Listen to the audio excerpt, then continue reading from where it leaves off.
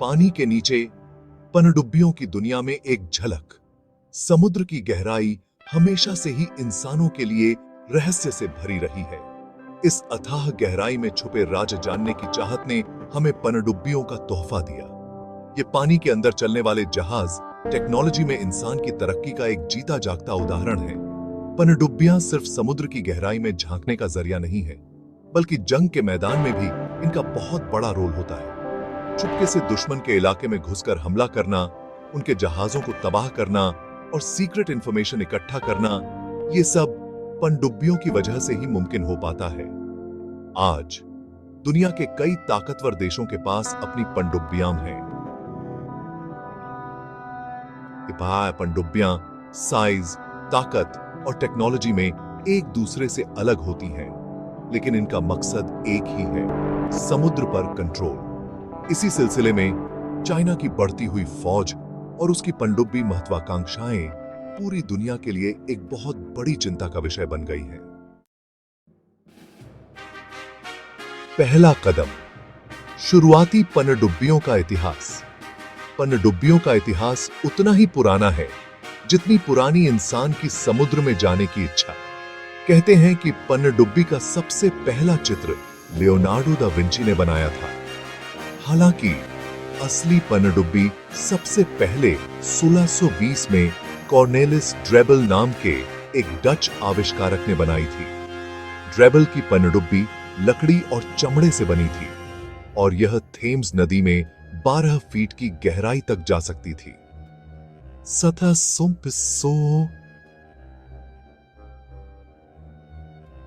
में American revolution के दौरान डेविड बुशनेल ने टर्टल नाम की एक पनडुब्बी बनाई थी, जिसका मकसद था ब्रिटिश युद्धपोतों पर हमला करना। हालांकि यह पनडुब्बी टेक्नोलॉजी के मामले में इतनी कामयाब नहीं रही। 19वीं सदी में टेक्नोलॉजी के साथ साथ पनडुब्बियों का निर्माण भी तेजी से हुआ।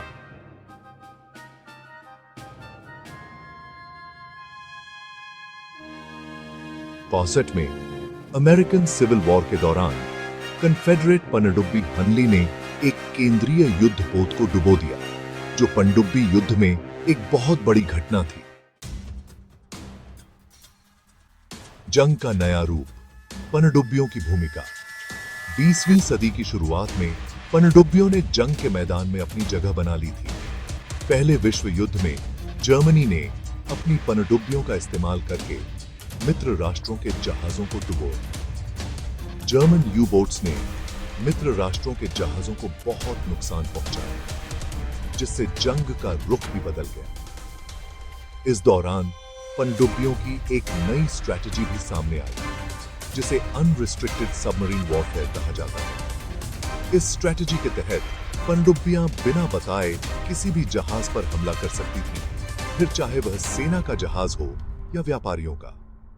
दूसरे विश्व युद्ध में पनडुब्बियों का रोल और भी ज्यादा महत्वपूर्ण हो गया।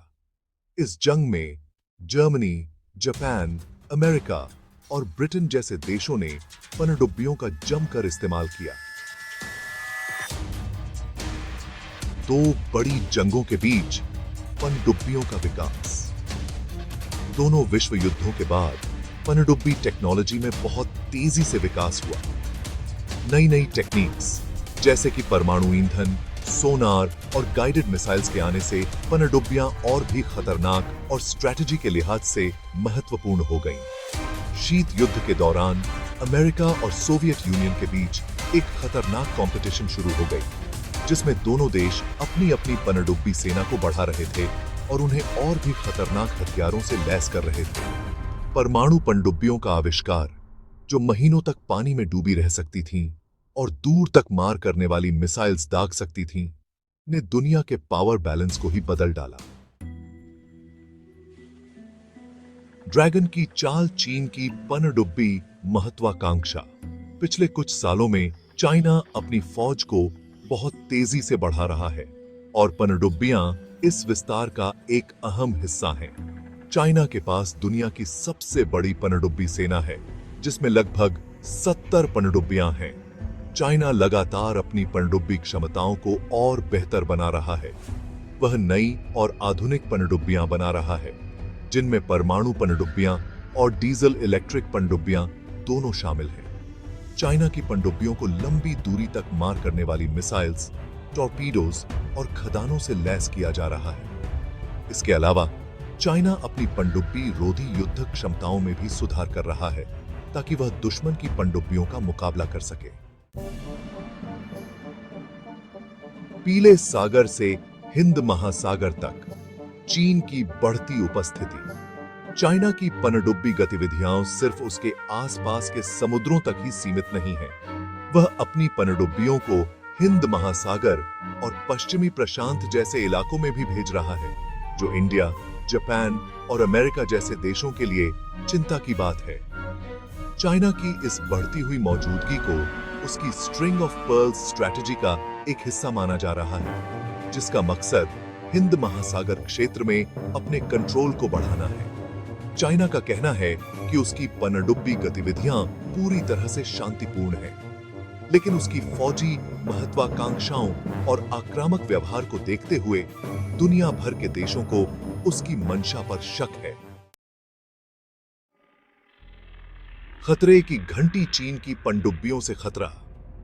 चाइना की पनडुब्बी महत्वाकांक्षाएं दुनिया के लिए कई तरह के खतरे पैदा करती हैं। सबसे पहला खतरा तो यह है कि चाइना अपनी पनडुब्बियों का इस्तेमाल करके अपने पड़ोसी देशों को डरा सकता है और अपनी ताकत दिखा सकता है। दूसरा खतरा यह है कि चाइना की पनडुब्बियां पूरी दुनिया में व्यापार और एनर्जी सप्लाई लाइंस के लिए खतरा बन सकती हैं। चाइना की पनडुब्बियां मलक्का, जलडम, भूमध्य जैसे महत्वपूर्ण समुद्री रास्तों को बंद कर सकती हैं, जिससे दुनिया भर में आर्थिक परेशानियां खड़ी हो सकती हैं। तीसरा खतरा यह है कि चाइना की पनडुब्बियां दुनिया के पावर बैलेंस को बिगाड़ सकती हैं। चाइना की बढ़ती हुई पनडुब्बी ताकत अमेरिका और उसके साथियों के लिए एक चुनौती है और इससे समुद्र में तनाव बढ़ सकता है। समुद्र में आंख मिचौली पनडुब्बी युद्ध की जटिलताएं। पनडुब्बी युद्ध आज के समय की जंग का एक बहुत ही जटिल और चुनौतीपूर्ण पहलू है। पनडुब्बियां चुपके से पानी में छिपकर हमला कर सकती हैं, जिससे उनका पता लगाना और उनसे लड़ना बहुत मुश्किल हो जाता है। पनडुब्बी रोधी युद्ध, जिसे ASW कहते हैं, मेन सोनार, पनडुब्बी रोधी हेलीकॉप्टर्स, पनडुब्बी रोधी जहाज और पनडुब्बी रोधी मिसाइल्स जैसे कई तरह के साधनों का इस्तेमाल होता है। हालांकि पनडुब्बी टेक्नोलॉजी में हो रही तरक्की की वजह से पनडुब्बियों का पता लगाना और उनसे निपटना और भी मुश्किल होता जा रहा है। भविष्य की चुनौतियां, तकनीक और रणनीति का खेल। आने वाले समय में पनडुब्बी युद्ध और भी जटिल और चुनौतीपूर्ण होने वाला है।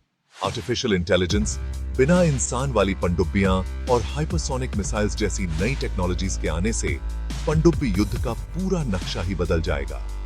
देशों को अपनी पनडुब्बी रोधी युद्धक क्षमताओं को और मजबूत बनाने और नई स्ट्रैटेजीज बनाने की जरूरत होगी, ताकि वे भविष्य में खुद को पनडुब्बी खतरों से बचा सकें।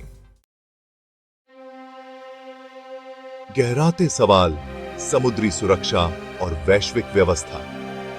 चाइना की पनडुब्बी महत्वाकांक्षाएं समुद्री सुरक्षा और दुनिया की व्यवस्था के लिए बहुत बड़ी चुनौतियां लेकर आई हैं। चाइना की बढ़ती हुई फौजी ताकत और आक्रामक व्यवहार से पूरी दुनिया में तनाव बढ़ रहा है। सभी देशों को मिलकर चाइना से बात करनी होगी और उसे अंतर्राष्ट्रीय नियमों का पालन करने के लिए मनाना होगा। साथ ही देशों को अपनी समुद्री सुरक्षा को मजबूत बनाना होगा, ताकि वे खुद को चाइना की आक्रामकता से बचा सकें।